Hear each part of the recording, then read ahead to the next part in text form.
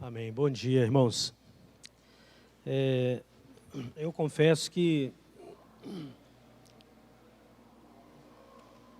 eu voltei de Moçambique muito impactado com o que Deus tem feito e o que o Senhor fez lá em alguns dias, de uma maneira que é muito além do que aquilo que a gente imaginava.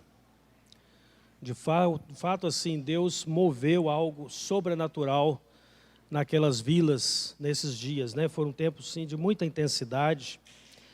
E eu gostaria só de compartilhar alguns detalhes aqui. Nós, no começo, eu quero até agradecer pelas orações dos irmãos.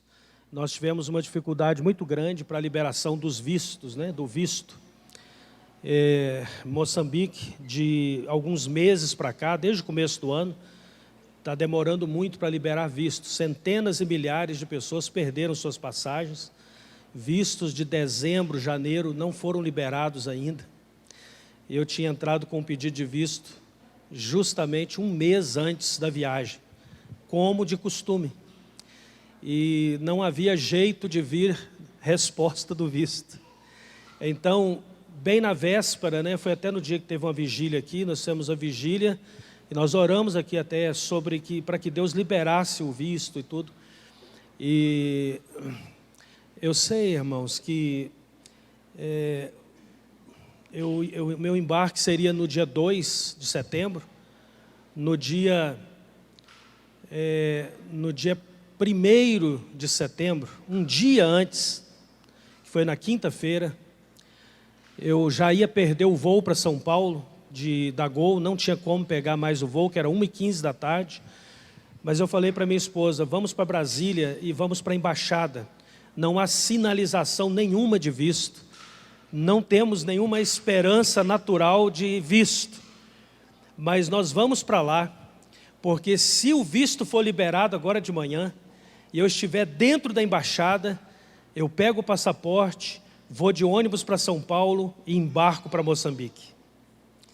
Irmãos, a gente não percebe o agir de Deus, às vezes, dos mínimos detalhes, né? Alguns dias antes disso, eu liguei para a embaixada e pedi para falar com o embaixador. E aí me transferiram para o setor do embaixador e o Fakir, que é um dos executivos moçambicanos que trabalha lá, ele que estampa o visto, inclusive ele é muçulmano. Ele atendeu e eu expliquei para ele a minha situação. Eu disse, o moçambicano tem um jeito de pedir ajuda, sabe? E a gente tem que aprender isso. Então, geralmente o moçambicano vai dizer, estou a pedir a sua ajuda. Estou a pedir a sua ajuda. Preciso do visto para entrar em Moçambique. E ele disse, eu não tenho nada que eu possa fazer, porque preciso da autorização que vem de Maputo. Sem a autorização de lá, não podemos fazer nada. Mas deixa-me lá ver o que eu vou conseguir. E ele começou a fazer ligações e mandar mensagem para Maputo, pedindo liberação do meu visto. E depois nós ligamos lá e falamos com a Ana Pérsia, e a minha esposa, inclusive, falou com a Ana Pérsia, que é moçambicana, e justamente na quinta-feira que eu estava indo para lá para buscar o visto, no dia anterior eu tentei falar com a Ana Pérsia. Ela estava fora de trabalho porque estava doente. Aí consegui falar com o Fakir, ele disse, ainda tenho fé que esse visto vai sair. Isso foi um dia antes da quinta-feira. Aí eu disse, eu também estou com fé que vai sair esse visto. E quando nós chegamos em Brasília, eu e minha esposa entramos dentro da embaixada de Moçambique, o telefone tocou. E quando eu olhei, era a ligação de dentro da embaixada de Moçambique. Era o Fakir me ligando, dizendo, senhor Edinaldo, acabou de chegar a autorização para o seu visto. E eu disse, pois bem, eu já estou aqui. Ele disse, aqui aonde? Eu falei, dentro da sua embaixada. Aqui? Eu falei, aqui. Aí ele estampou o visto lá, pediu para a Ana Pérsia me entregar o passaporte. A Ana Pérsia chegou, ela disse o seguinte, ontem eu estava fora de trabalho porque eu estava doente, mas alguma coisa me incomodou e eu trabalhei o dia inteiro ontem para resolver o problema desse seu visto. Aí daqui a pouco saiu de lá o faquir com o olho cheio de lágrimas, apertar minha mão e ele disse: olha, faça uma boa viagem para o meu país. Você encontrou um amigo aqui nessa embaixada. Irmãos, Espírito Santo se movendo naquele dia de uma forma tão maravilhosa. As pessoas da embaixada estavam assim, porque não tinha liberação de visto há muitos dias. Mas o meu visto foi liberado. Lá em Moçambique os irmãos estavam orando, esperando a minha chegada, tudo programado, os lugares que precisávamos ir, os batismos, as ministrações. Eu cheguei em Moçambique e eu ministrei desde o primeiro dia que eu cheguei até o último dia, 2, 3 vezes por dia, em lugares muitas vezes diferentes dos outros, andando 10 até 15 quilômetros a pé. Lá não se mede isso por quilômetros, né? Então quando eu chego em Metsemane, por exemplo, não adianta eu perguntar quantos quilômetros que é daqui no Rio até o batismo. Eles disseram 3 horas na trilha. Mas 3 horas de trilha, para quem está acostumado a andar 70 quilômetros a pé e rápido, é uma coisa. Para mim, 3 horas pode representar 6 horas num banco de areia. Pois foi justamente o que aconteceu, né? Caminhadas e mais caminhadas. Mas, irmãos, e ainda no primeiro dia, quando eu cheguei lá, quando eu estava saindo de Maputo para ir para o interior, eu sofri uma queda, bati o joelho, machuquei feio, senti muita dor, mas a mão do Senhor estava conosco na caminhada. Deus esteve conosco. E assim, nós começamos a nos mover em Moçambique, em várias localidades, e desde que nós plantamos a igreja lá, já tem muitos anos que eu estou trabalhando em Moçambique. Hoje especificamente, o meu neto Azaf está fazendo 4 anos de idade, né? E exatamente hoje, há 4 anos atrás, ele estava nascendo no Peru e eu morrendo em Moçambique. Eu tive uma intoxicação por antibióticos, chegando no Chibuto, onde nós plantamos a igreja. Até eu fui agora inaugurar o local que nós construímos lá, tudo de chapa de zinco, na casa, ou no próximo à casa do meu amigo Lucas Chiquene, que é moçambicano, que é um dos líderes lá. Deus me salvou, porque não tinha como, eu não tinha antialérgico, não tinha nada, mas a boa mão do Senhor nos livrou. E foram muitos desafios ao longo desses anos, e agora ao chegar em Moçambique, nós nos assentamos com os obreiros para calcular onde nós já chegamos até agora. Irmãos, já plantamos a igreja em mais de 20 lugares em Moçambique, desde onde nós começamos até Nampula, no norte, e uma porta se abriu agora, para entrarmos nos países de fala inglesa. Em Moçambique é como se fosse uma ilha, onde todo mundo fala português e os dialetos. Mas em volta de Moçambique nós temos a Zâmbia, Djibouti, nós temos ali, você tem o Zimbábue, tem qual outro nome ali? A Tanzânia, e para baixo ali, que é um outro país, que eu sempre esqueço o nome, que inclusive é o país que a gente... Hã? Não é a Namíbia, não, o outro.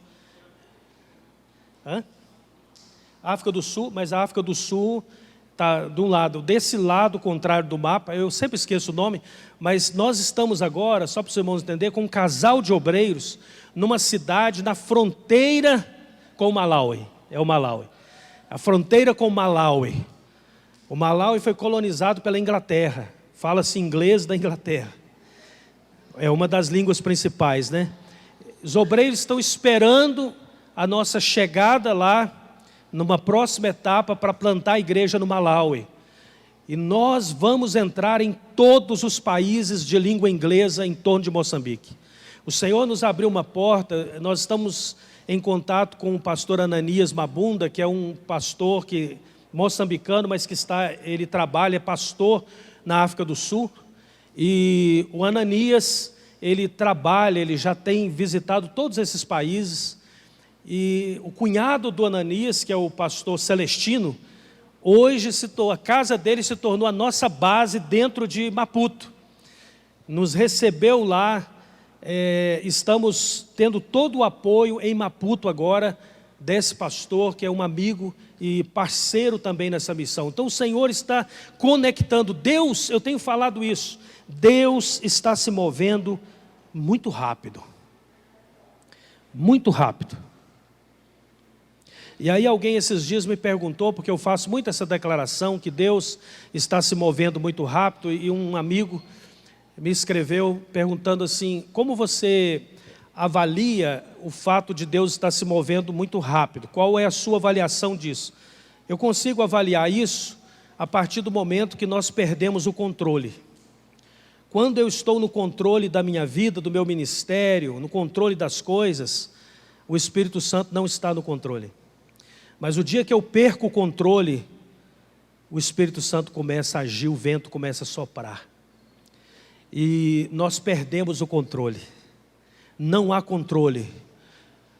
Nós plantamos a igreja. Deixa eu contar para os irmãos, e já vou também estar ministrando, por causa do tempo. Quando eu cheguei lá no interior de Moçambique, o Senhor me dirigiu a estar ministrando sobre os ensinamentos de Jesus. E nós começamos a ministrar sistematicamente sobre os ensinamentos de Jesus, porque chegamos a uma conclusão de que a maioria do que nós temos hoje não é na realidade pessoas que estão vivendo o Evangelho de Jesus, mas nós temos um contexto mundial hoje de muita seita. As pessoas pensam que são reino de Deus, igreja de Jesus, mas são seita. Ou então são só religiosos. Em Moçambique, como em qualquer lugar, a maioria dos lugares que você vai tem muito religioso. Então nós entramos com uma palavra ministrando o ensinamento de Jesus e confrontando a religiosidade, trazendo as pessoas para a palavra de Deus. E o Espírito Santo começou a se mover de uma maneira sobrenatural através da palavra. Foi algo assim, eu estou impactado, de fato impactado com o mover do Espírito Santo através dos ensinamentos da palavra em Moçambique. Nós tivemos momentos muito especiais, e o Senhor nos dirigiu a fazer uma coisa em cada lugar. Todas as vezes, ao final da palavra, nós fizemos uma pergunta, porque lá nós cantamos uma música com os irmãos. Eu já até estou cantando ela em Xangana, eu estou aprendendo a cantar algumas músicas em Xangana, e uma delas é essa, que os irmãos cantam assim: eu estava ali, agora eu estou aqui. E aí você faz o movimento com o corpo: eu estava lá, mas agora eu estou aqui, e eu estou indo para a casa do meu pai. Em outras palavras, eu estava na prostituição, no pecado, na miséria, mas agora eu estou aqui. Olha que coisa maravilhosa, eu estou andando com Jesus, e eu estou indo para a presença de Deus. E então nós fizemos uma pergunta para todas as pessoas, em todas as reuniões, em todos os lugares, a mesma pergunta. Depois da palavra, nós perguntamos: queremos saber onde você estava, onde a palavra te encontrou hoje e aonde você está agora. Porque se você veio ouvir a palavra de Deus, nós precisávamos saber como é que você estava antes e qual a resposta que você teve agora. Porque se você não saiu de lá para cá, perdemos o nosso tempo. Vocês estão entendendo? Se você não saiu de algum lugar e chegou em algum lugar, perdemos o tempo. Você vê a igreja, esquece, perdeu o seu tempo. Porque se a palavra de Deus, que é liberada, não é para informar você, mas para transformar a nossa vida, e ela não transformar a nossa vida, estamos perdendo nosso tempo. E eu me lembro, em um dos locais, uma senhorita se levantou e ela disse: antes de ouvir a palavra hoje, eu posso dizer para os irmãos que todas as vezes que eu ia orar por mim mesmo, bastava eu dizer 2 palavras sobre o meu problema e eu já derramava lágrimas sobre o meu problema. Mas quando eu ia orar pela irmã Isabel, e a irmã Isabel estava do lado dela, amiga dela, da congregação, quando eu vou orar pela irmã Isabel, eu não consigo derramar uma única lágrima, porque eu ensinei aquele dia para eles o seguinte: 100% das vezes que você está orando pelo seu próprio problema, você está errado, você está perdendo seu tempo. Porque você precisa orar pelos outros. Enquanto você ora pelas pessoas, Deus vai cuidar do seu problema. Mas nós temos, eu disse para eles, nós temos a facilidade de não só orar pelo nosso problema, mas pedir que todo mundo ore pelo meu problema, inclusive o pastor, que deve ter uma reza brava, uma oração forte. Se ele fizer aquela reza, aquela oração, vai convencer Deus a fazer o que eu quero. Então, nós queremos que todo mundo ore pelo nosso problema. Aí eu disse, e você está chorando pelo problema do seu irmão? Você consegue chorar? Porque o dia que você chorar mais pelos outros do que por você, você vai estar agradando a Deus. É uma boa pergunta aqui nessa manhã hoje. Quantas lágrimas você derrama por uma pessoa durante sua semana? Você consegue chorar pelos povos não alcançados? Você consegue chorar pelas pessoas que ainda não conhecem a Jesus? Você não consegue chorar, ou você consegue chorar pelas pessoas?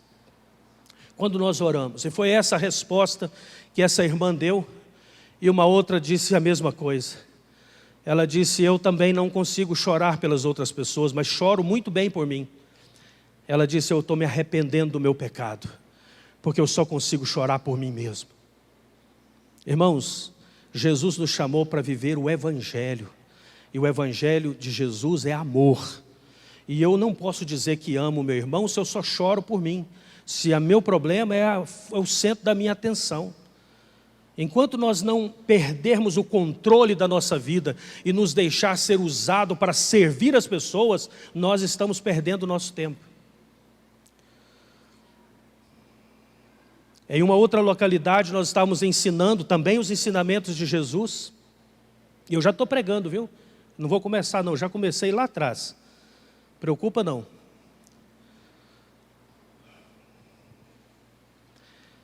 E depois da ministração da palavra, e o confronto que o Espírito Santo trouxe, o líder da localidade de Chimonzo, que é onde está a nossa base hoje, em Chimonzo, o líder da localidade estava na reunião. E ele se levantou e disse, eu até pensava que conhecia Deus, mas depois da ministração da palavra hoje, eu descobri que eu não sei nada sobre Deus, preciso de ajuda para descobrir quem é Deus. Muitas vezes, irmãos, as pessoas estão presas em algum lugar, enganadas com algumas coisas, achando que entenderam tudo, mas não entenderam nada. Mas não conseguiram compreender a essência do Evangelho de Jesus.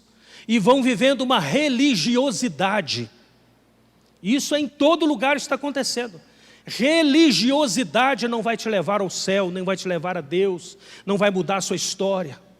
É muito fácil ser religioso, mas obedecer aos ensinamentos de Jesus vai exigir negar-se a si mesmo, tomar a sua cruz a cada dia e seguir Jesus.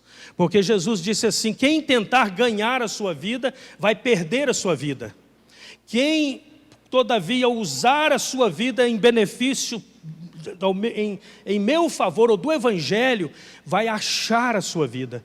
Então eu me sinto muito bem se eu puder gastar a minha vida toda para servir Jesus. Eu não estou querendo nada, eu não quero o seu dinheiro, eu não quero o dinheiro de ninguém, eu não quero uma vida boa. Até um tempo atrás uma moça me perguntou, ela disse assim, uma jovem, ela disse, ô missionário, você tem salário? Eu falei, não. Mas você vive assim pela fé? Eu falei, é. Ela falou, mas fé assim, nua e crua? Eu falei, nua e crua. Eu descobri que tem fé nua e crua. Então a fé, ela falou, não dá, eu não dou conta, esse tipo de fé nua e crua não dá para mim, ela falou. Mas eu descobri que vivendo a fé nua e crua é a melhor maneira, e de fato vou dizer, é a única maneira de andar com Jesus. Porque nós estamos indo numa direção que vamos ter que perder o controle, porque quem vai abrir portas é o próprio Deus. Lá em Moçambique agora nós vimos milagres acontecendo. Irmãos, eu vou te contar, eu cheguei em Metsemane. Metsemane é um desses lugares atípicos. É um dos lugares mais remotos que a gente tem caminhado. Aonde o pastor Júlio estava falando que no Rio tem crocodilo. Eu até entrei, nós conseguimos um transporte para nos levar para lá. Geralmente você anda 20 quilômetros num banco de areia para chegar lá, depois de viajar o dia todo. E naquele dia era uma chapa aberta, lá eles chamam de my love, ou chapa aberta. Então todo mundo em pé na carroceria de uma caminhonete, e você não precisa segurar em nada, porque todo mundo está segurando em você, é compacto. Tinha algumas senhoras grávidas no carro, e o carro é um banco de areia cheio de buraco. Então, se o motorista desacelerar, ele não vai. Então, o carro vai pular mesmo, e você vai ter que sentir dor. Essa é a realidade do transporte. E um galho de uma árvore bateu na testa de uma senhora, cortou, parou o carro, todo mundo desceu, fomos lá socorrer a senhora, e o motorista trouxe a caixinha de primeiros socorros dele para socorrer a senhora. E eu fui ver o que ele estava usando para untar a ferida e tentar fazer parar o sangramento. Sabe o que ele estava usando, irmãos? O óleo de freio do carro. Nada melhor do que óleo de freio. Não pensa nisso não. Lá em Moçambique, eu contei isso para algumas pessoas, disseram, mas é bom assim? Eu falei, não tenta isso não, porque eles vão tentar qualquer coisa. Óleo de freio de carro, com um pano sujo, passando. Agora, irmãos, Moçambique tem umas coisas interessantes. Eu fiquei famoso em Moçambique esses dias lá. Eu fui a única pessoa que eles, porventura, já viram na vida que teve Covid. Ninguém teve Covid. Aí todo lugar que eu fui, eles me apresentavam na igreja, o pastor que estava traduzindo, o pastor Antônio, sempre dizia, ele teve Covid, sobreviveu. Aí eu fiquei pensando, por que ele está contando isso? Aí depois que eu descobri, ninguém lá teve Covid, então lógico, só tiveram medo do perigo. Né? E em Moçambique você vai descobrir que tem umas coisas assim, tem o crocodilo de verdade que mata, e tem o demônio chamado crocodilo.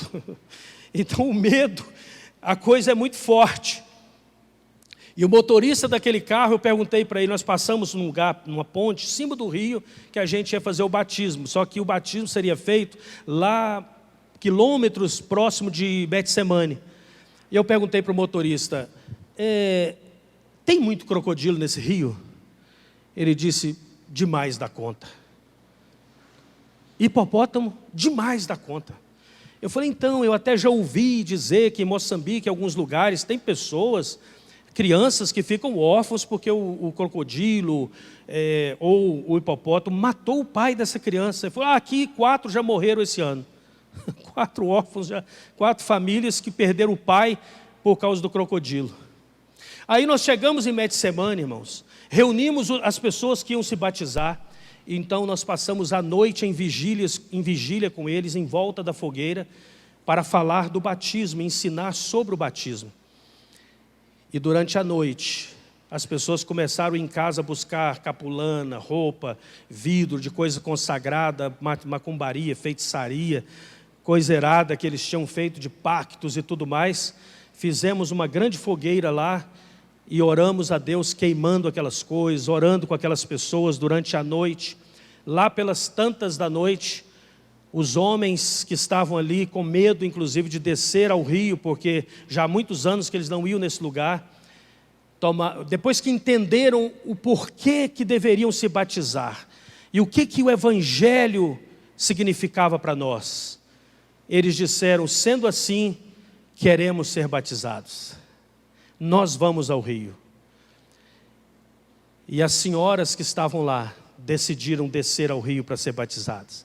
4 pessoas nós batizamos com um balde, porque não podiam descer ao rio. Uma delas, ela se arrasta pelo chão, ela não teria como, os riscos eram grandes, pessoas idosas, então deixamos elas, foram batizadas depois com um balde de água. Mas os que conseguiram caminhar às 3 horas a pé, saímos às 4 horas da manhã e pegamos a trilha. E sabe, eu tenho aprendido muito sobre trilha. Lá naqueles lugares, tudo tem uma trilha. Tem uma trilha que vai te levar ao rio. E até eu fiz uma adaptação lá daquele versículo, quando Jesus fala, eu sou o caminho, a verdade e a vida. Eu tenho dito para eles, Jesus é a nossa trilha. Ele é a trilha que leva ao Pai, porque trilha eles sabem exatamente que tem que ser uma trilha boa, todo mundo sabe que é o caminho mais certo, é por aqui, então Jesus é o caminho, Ele é a trilha.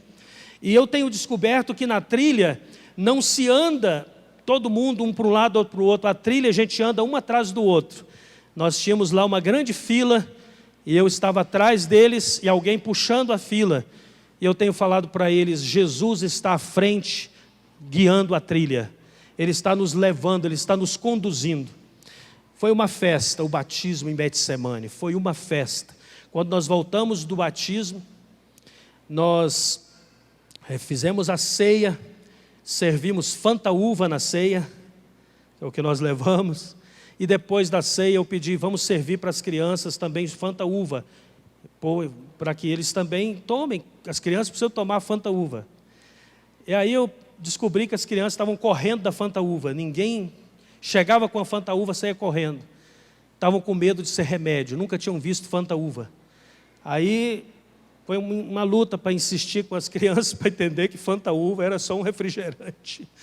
Mas depois, quando provaram a Fanta Uva, cuspiram e não quiseram mesmo, porque não gostaram mesmo, entendeu? Ninguém queria Fanta Uva lá. Mas aquele dia, eu fiz uma pergunta para as crianças. Eu disse, eu aceitei Jesus, eu tinha 5 anos de idade. A minha mãe me perguntou, eu nunca vou esquecer disso, ela perguntou, você quer aceitar Jesus? E eu abri meu coração com 5 anos e aceitei Jesus. Então eu perguntei, eu quero perguntar às crianças que estão aqui, quem quer aceitar Jesus? Todas as crianças levantaram a mão para aceitar Jesus. E até as senhoras que estavam com o bebê de colo, pegaram a mãozinha da criança e levantou a mão, dizendo, meu filho aceita Jesus. Teve uma senhora que trouxe o cachorro e disse, meu cachorro está a aceitar Jesus também, falando em Xangana com tradução, né? Até o cachorro aceitou Jesus, se converteu lá em Getsemane. Para eles a coisa é assim mesmo. A decisão chegou em Getsemane. Agora deixa eu dizer para você, eu não vou conseguir traduzir em palavras o que aconteceu em Getsemane. Nós estamos experimentando um mover do Espírito Santo em Getsemane de uma forma sobrenatural. As pessoas levantam e começam a louvar a Deus à noite ou de dia, espontaneamente, sem ninguém pedir. De repente, estávamos dormindo e um grupo acendeu a fogueira e começou a louvar Jesus. De repente as crianças saíram lá do escuro à noite e vieram para louvar a Jesus. E elas começaram, as crianças em Getsemane começaram a cantar uma canção que elas mesmas compuseram. E a canção, depois posso mandar para você ouvir essa canção.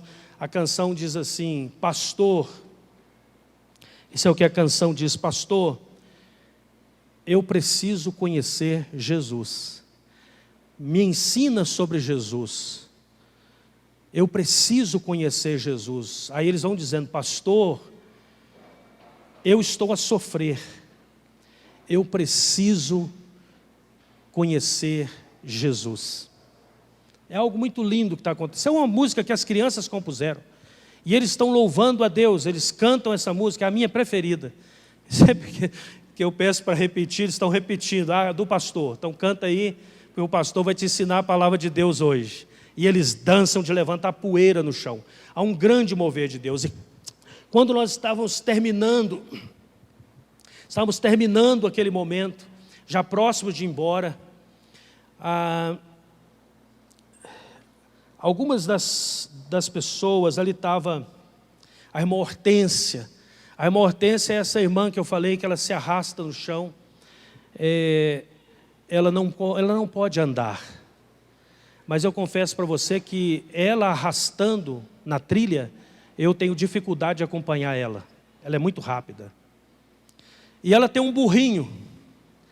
E o burrinho dela também leva ela aos lugares. Ela não precisa de ajuda para montar no burrinho, ela mesma monta, ela desce. E ela falou para mim, esse burrinho de burro só tem nome. Porque quando ela para falar com as pessoas, o burrinho para também. E quando nós estamos na trilha, o burrinho faz parte da fila. Então eu gostava de andar atrás do burrinho, o burrinho andando na trilha e eu atrás, 3 horas andando, o burrinho, e acompanhando, pensando, meu Deus, que coisa tremenda, né? A irmã Hortência. E eu estava ali andando, quando nós estávamos para vir embora, estávamos indo para o local onde íamos conseguir um transporte, e alguns quilômetros até lá, mais ou menos 8 quilômetros, E estava indo lá a irmã Hortência com o burrinho, mais o Antônio, o Sérgio, a irmã Mazaida, algumas irmãs nos acompanhando, ajudando a levar a nossa bagagem até o lugar onde nós íamos conseguir transporte. E eu estava atrás do burrinho. Enquanto eu estava ali, o Espírito Santo veio e me visitou de uma forma sobrenatural. E o Senhor falou comigo e me deu uma visão muito clara de que ali de Getsemane estarão pessoas diante do trono de Deus. Pessoas de toda tribo, língua, povos e nações estavam diante do trono. João viu e o Senhor me mostrou aquelas pessoas lá diante do trono. E aí, quando nós chegamos no local onde estávamos indo, o transporte atrasou a propósito de Deus e o Senhor começou a dirigir, porque nós, como eu disse, nós vamos ter que perder o controle. Não tinha nada programado. E naquele momento, nós começamos a ministrar para aquele grupo de irmãos que estavam ali, que Deus permitiu que estivesse ali, são os futuros líderes de Getsemane. Olha que coisa interessante. Não foi ninguém outra pessoa, foram as pessoas. E aquela irmã do burrinho, você não faz ideia, que arrasta no chão, é uma grande líder naquele lugar. É uma mulher de Deus, de oração. Ela é a primeira a chegar em qualquer reunião. Ela está presente em todos os momentos. E ali estão as pessoas que Deus quer usar em Getsemane. E nós começamos, irmãos, a ministrar palavras específicas para cada uma daquelas pessoas ali. Foi um momento muito especial. Foi um momento muito sobrenatural. Deus está se movendo. Agora, nós precisamos, deixa eu dizer para vocês aqui, nós precisamos nos encher da palavra de Deus. Nós precisamos nos encher de Deus. Jesus, nos seus ensinamentos, essa foi uma das coisas que eu ministrei muito lá, ele disse, quando o espírito imundo sai de uma pessoa, ele anda por lugares áridos, desertos. Lugares, quando Jesus fala lugares áridos, desertos, é árido e deserto para demônio. Demônio não gosta de ficar em outro lugar, senão numa casa bem organizadinha para ele ficar dentro, controlando a vida dos outros. Espírito imundo. Por isso que ele chama espírito imundo, porque ele está procurando coisas imundas para se associar. Estão entendendo? Então Jesus falou, ele anda por lugares áridos. E por que ele saiu daquela casa? Porque alguém mandou ele embora da casa. Então eu disse para eles, se o demônio, o espírito imundo saiu da sua casa, é melhor você se encher da palavra de Deus, porque caso contrário, é melhor você ficar com o seu demônio. Porque mandar ele embora e não encher a casa da palavra de Deus é um grande perigo. Jesus estava alertando, ele disse, porque depois aquele espírito imundo volta para dar uma espiadinha na casa que ele morava, para ver como está aquela casa. E quando ele chega, e Jesus falou, a casa está vazia. E quando diz vazia, Jesus está dizendo isso porque ela está vazia, porque ela não se encheu de Deus e da palavra de Deus. Vocês estão entendendo? Jesus não está falando de uma casa literal, ele está falando de uma casa que tem duas pernas, eu e você, que anda bonitinho, mas é uma casa, é um coração, e estava vazio. Aí o espírito imundo volta, e ele diz o seguinte, já me mandaram embora uma vez. Lá em Moçambique a gente ministra bem assim mesmo, para as pessoas entenderem. Então já me mandaram daqui embora uma vez, eu digo. Então, melhor mesmo trazer mais 7 espíritos imundos, piores do que ele. E aí ele vai e traz 7 espíritos imundos, e aloja aquela casa, e Jesus falou, o segundo estado dessa pessoa vai ser muito pior do que o primeiro. Jesus está alertando para o fato de que quando nós mandamos embora, quando nós entramos em Deus e esses espíritos imundos vão embora, nós precisamos encher a casa da palavra de Deus. Uma casa vazia, Provérbios diz assim, a mente vazia é a oficina do diabo. E é a mesma coisa, mente, coração, é a mesma coisa. Vazia é a oficina onde os demônios querem trabalhar. Agora, se você deixou a palavra de Deus inundar você, Se você teve a mudança de natureza, como eu venho pregando aqui, nasceu de novo. Você nasceu de novo. Então não vai ter lugar para a opressão maligna na sua vida. Então você vai viver livre para servir a Jesus. Por isso Jesus falou, se o Filho vos libertar, verdadeiramente sereis livres. Por isso que tem muita gente que vai à igreja, tudo, mas entra em crises as mais profundas. Por que eu entro em crise profunda? Claro que tem problema de saúde e tudo mais, mas a maioria dos problemas é porque eu não estou me enchendo da palavra de Deus. Mesmo essa madrugada eu recebi uma mensagem de uma pessoa do Sul, e ela disse assim, pastor, me ensina uma palavra, porque eu não estou conseguindo parar de pecar. Então, para quando eu tiver vontade de pecar, para eu ler aquele salmo e tudo mais. Eu disse, a melhor coisa a fazer é você se encher da palavra de Deus. Deixa o Espírito Santo encher a sua casa, porque se ela estiver ocupada, não vai ter lugar para o pecado. Não dá para negociar isso, vocês estão entendendo? Então, irmãos, nós precisamos tomar posição mesmo, nós precisamos nos posicionar. O ensinamento de Jesus, ele mexe com cada um de nós. Até eu estava ministrando lá debaixo de uma árvore, de repente, era uma tarde, e nós estávamos falando justamente sobre por que Eva ouviu a voz da serpente. Por que Eva ouviu a voz da serpente? Ouvia a voz de Deus todo dia na viração do dia. E preferiu ouvir a voz da serpente ao invés da voz de Deus, que tinha comunhão com eles. Dá para entender isso?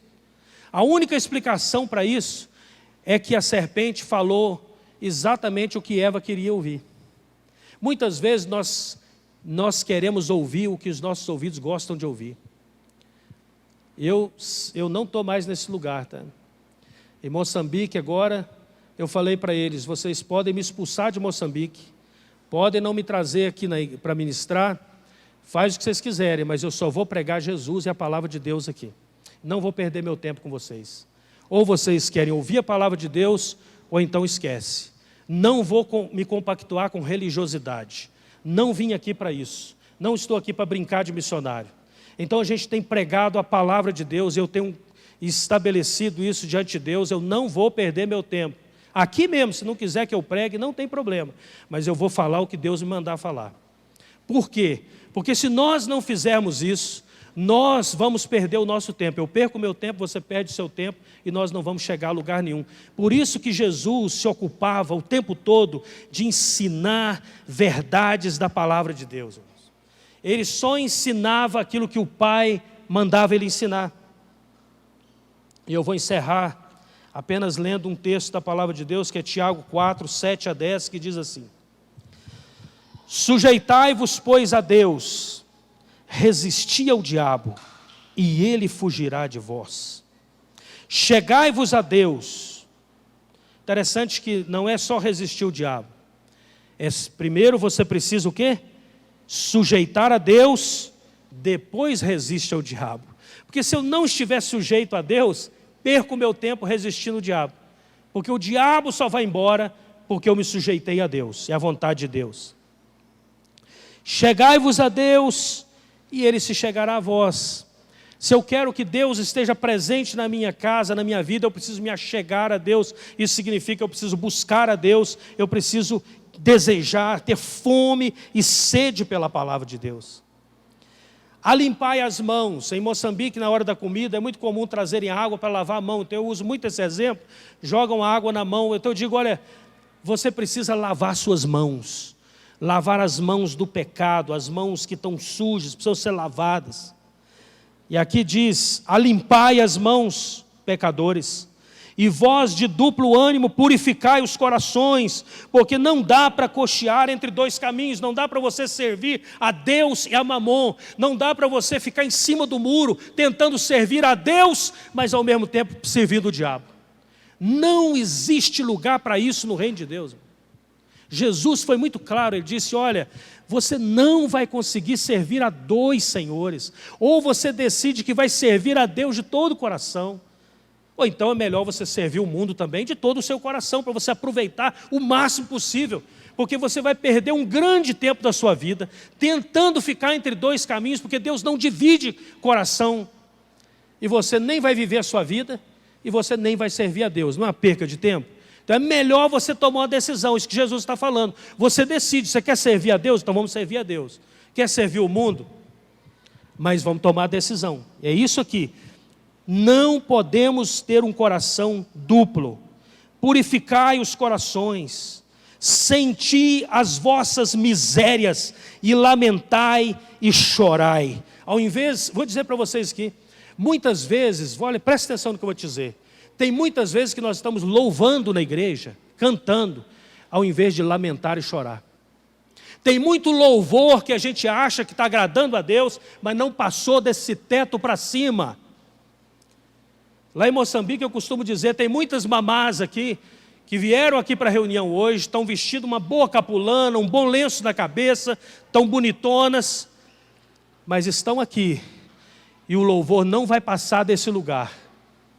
Muitas vezes, preste atenção, eu vou repetir isso, irmãos, eu vou repetir isso, Deus não está interessado em louvação, Deus não está interessado em louvação, porque muitas vezes nós somos louvadores, e eu não estou falando para o grupo de louvor aqui, de adoração, eu estou dizendo para mim e para todo mundo aqui, vocês estão entendendo, né? Porque louvar não é só cantar aqui não, é a minha vida de louvor, eu estou tentando ser um louvador, eu até digo palavras bonitas, Deus eu te amo, mas na prática eu não amo a Deus. Deus, eu quero fazer a tua vontade, mas o que você fez hoje para fazer a vontade de Deus? Você está decidido isso mesmo? Ou você só está dizendo isso para Deus? Não agrada a Deus. E aí a palavra diz, purificai os corações, senti as vossas misérias. Então precisamos sentir as misérias e lamentar e chorar, converter o nosso riso em pranto e o vosso gozo em tristeza. Vou repetir esse versículo, versículo 9, do capítulo 4 de Tiago. Senti as vossas misérias. Isso aqui fala de sentir a realidade. Qual é a minha realidade? Vocês estão entendendo? Sentir a minha miséria, eu, pecador, a minha miséria. Eu estava pregando em Moçambique e o pastor que estava traduzindo a palavra, ele falou para a congregação, ele disse, eu mesmo, enquanto estou traduzindo, eu não consigo ainda viver essa palavra, eu preciso mudar de vida. Isso é um pastor, o nosso líder lá. Precisamos ser sinceros quando temos que tomar posição. E aí diz, lamentai e chorai. Converta-se o vosso riso em pranto e o vosso gozo em tristeza.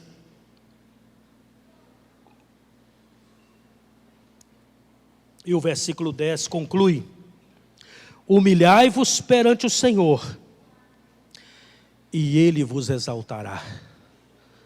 Aqui está a sabedoria disso aqui, vocês estão entendendo?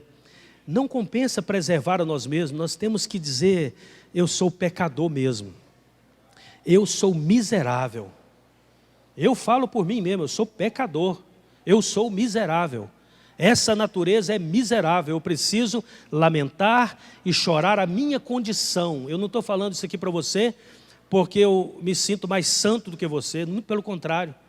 Paulo falou, eu sou o pior dos pecadores, o maior, o chefão dos pecadores. Isso é o apóstolo Paulo falando. Nós não precisamos ter vergonha de dizer que somos pecadores, porque somos pecadores.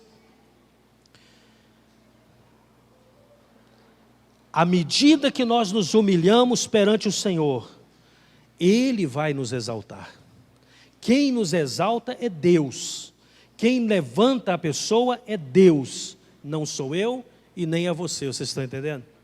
Nós precisamos entrar por esse caminho de nos humilharmos diante do Senhor, porque no tempo certo, Deus vai nos exaltar. Vamos ficar em pé, eu quero fazer uma oração com você.